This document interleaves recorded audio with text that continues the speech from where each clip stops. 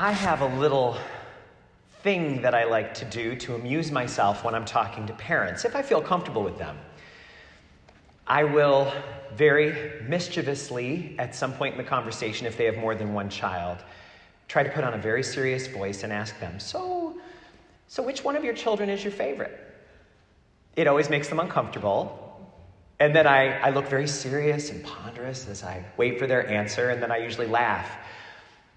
And I heard a mother once say, my favorite changes every day.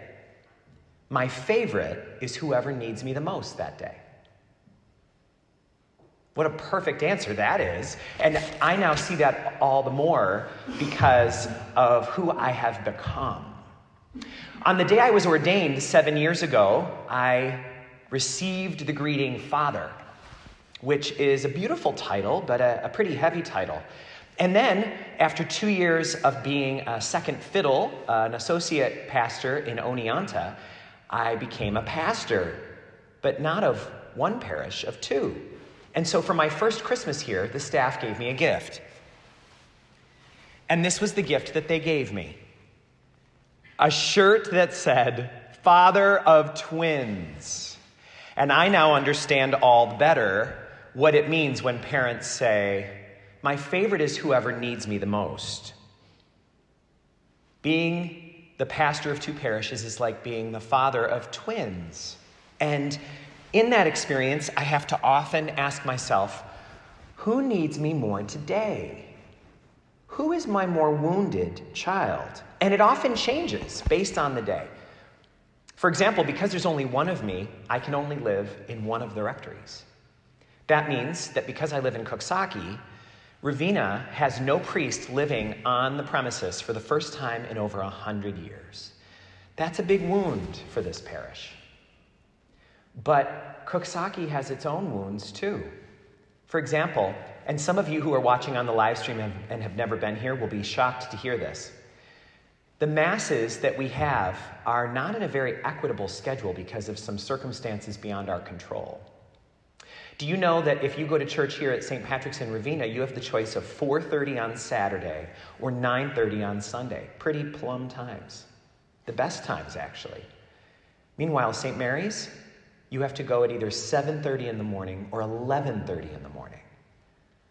When it comes to Mass schedule, that's my more wounded child that needs my attention. All of the live stream Masses come from here at St. Patrick's. So for all of those people from Coxsackie, until this time of quarantine ends, they won't be seeing their church except for little visits on the way to or from somewhere. And because Deacon Steve is the deacon from St. Patrick's, that means we made sure to get the cantor today, Bob, from St. Mary's. Because all of the Holy Week services were here at St. Patrick's, we had 3 of the 4 of them with Deacon Mike, because he's the Coxsackie deacon. Do you see how it works? When I'm here and I talk about my 2 parishes, I always put St. Mary's as the first name. Whenever I'm in Coxsackie, I always put St. Patrick's as the first name. It's showing tenderness to the child that needs just a little more attention in that moment. And the name for that practice is mercy. Mercy is a lot like compassion, but it's different. Compassion is something all of us are called to, and that we can do all the time. Because compassion means that you care about the suffering of other people.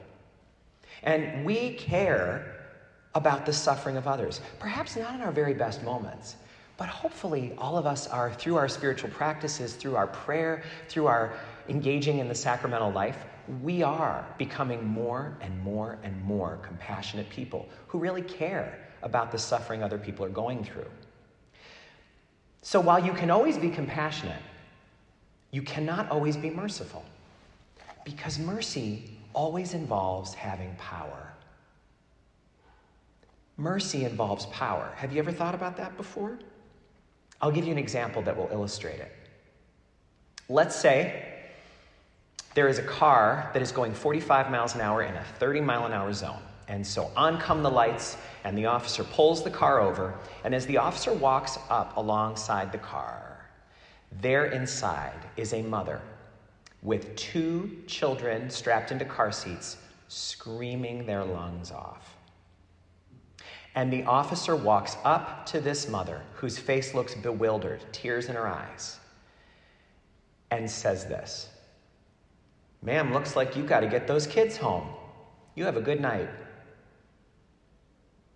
The officer doesn't have to do that. She was going 45 and a 30. Could have nailed her to the wall. Could have made that quota just a little bit earlier today and then gone back to the station. That officer has the power, but chooses not to use it against this person who clearly needs tenderness. She may not have even realized she was speeding because of the screaming going on in the car that was out of her control. Now, there are many other ways that exact same experience could happen and not be mercy.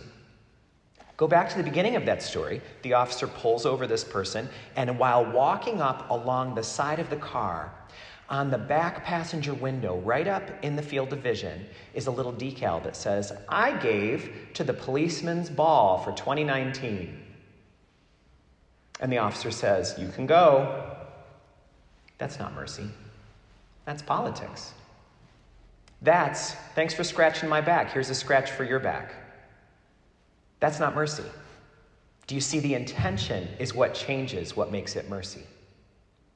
But when an officer who has the power and the authority says, "Which one of the people I pull over today will be my wounded child? The one that I will be tender with, the one who needs a break." And when a merciful police officer sees someone who really needs a break, out of mercy, they give it. Because that's how mercy works. You have to have power in a situation and choose not to use it against someone. Every year, we devote a Sunday to celebrating the mercy of God. And we always do it the Sunday after Easter. Because God is merciful in every single moment. Because remember, mercy involves power. And God has all power. Almighty God, we say. But God does not choose to use that power over us. God uses it to love us. God has every right to treat us however God wants. And God does not love us because we gave to the police ball last year. Nor does God love us because we're just so gosh dang good all the time, always making the right choices and being wonderful people. No way. Jesus did not die for us because we were so good. Jesus died for us because that's how Jesus is, a fountain of mercy, one who had the power to issue consequences, but who instead took all of the burden on himself. I have a friend who's a sister of St. Francis down in South Carolina who has a plaque in her kitchen that put it all into perspective for me. Right there on her kitchen wall, it said, "Grace is when God gives us something we don't deserve. And mercy is when God doesn't give us what we do deserve." Isn't that beautifully clear? I'm going to say it one more time. Grace is when God gives us what we don't deserve. Amazing grace, how sweet the sound that saved and set me free. Gave me something I didn't deserve, couldn't even ask for, wasn't in a position to. And mercy is when God doesn't give us what we do deserve. Like the police officer who says, "Ma'am, you got your hands full right now. Have a good night. Get those kids home safe." Grace and mercy. That's what God is always showing us. Grace and mercy. And so we have a story in the gospel today that shows us one of those moments. Jesus looks at his apostles and says, "Who needs me the most right now? Where is my wounded one? Is it James or John? Is it Peter? Is it Simon or Jude? Oh, there he is. It's Thomas today. Thomas, what's wrong? Talk to me." Have you ever seen this with children? Maybe if you're a parent, you've thrown a birthday party for one of your children, and for some reason, in the middle of the party, while everybody else is eating cake, they're over in the corner crying. And what does a parent do? Probably looks around and then goes over to the corner and says, "Sweetheart, what's going on?" And then the child maybe will tell you what the problem is. And that's what Jesus did. "Thomas, what's going on here?" And Thomas says, "Everybody's so happy, but I can't stop thinking about Good Friday. What they did to your hands? I saw them put the lance into your side. I don't know what to do with this." And Jesus says, "What would make it better? What can I do? We want you back at the party. What's going on, buddy? How can I help?"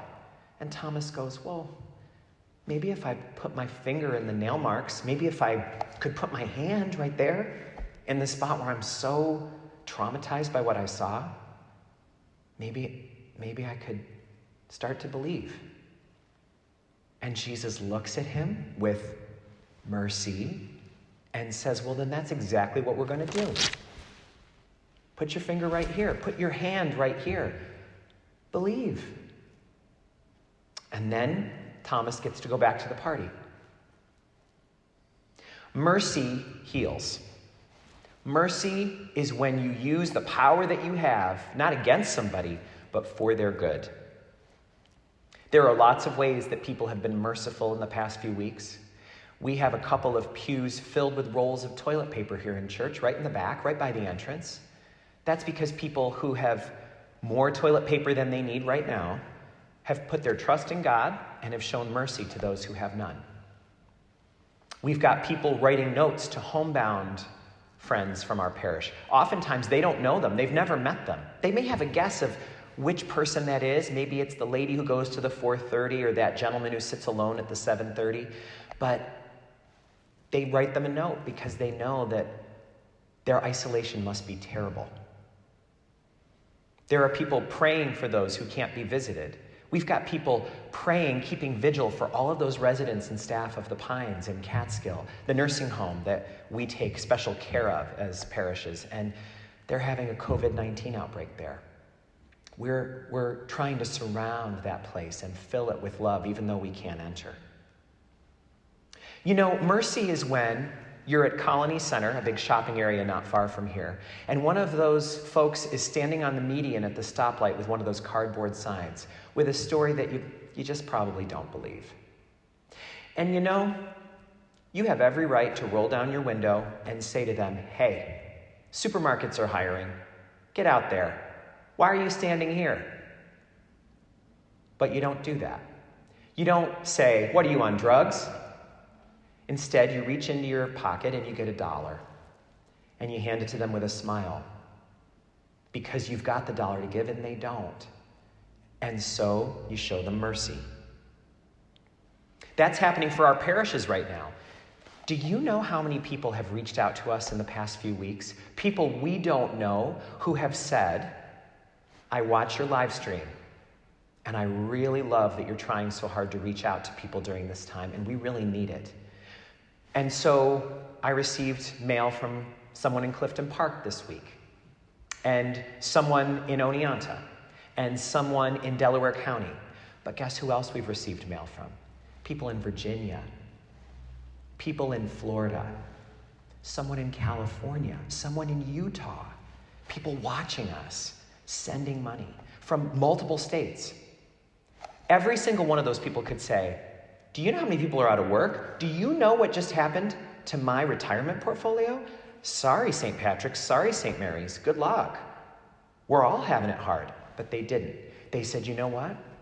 I got a stimulus check coming, and I want to give you half of it." Some are saying, "I want to give you all of it." That's mercy. When a police officer lets a speeding mom go, that officer does not make the quota for the day. That officer has to go back to the car realizing, "I just wasted my time." That officer doesn't get the satisfaction of giving a lawbreaker what they deserve. And when we act like that, we are acting like God. And what could this exhausted, coronavirus-weary world need more than an army of people like us who act like that?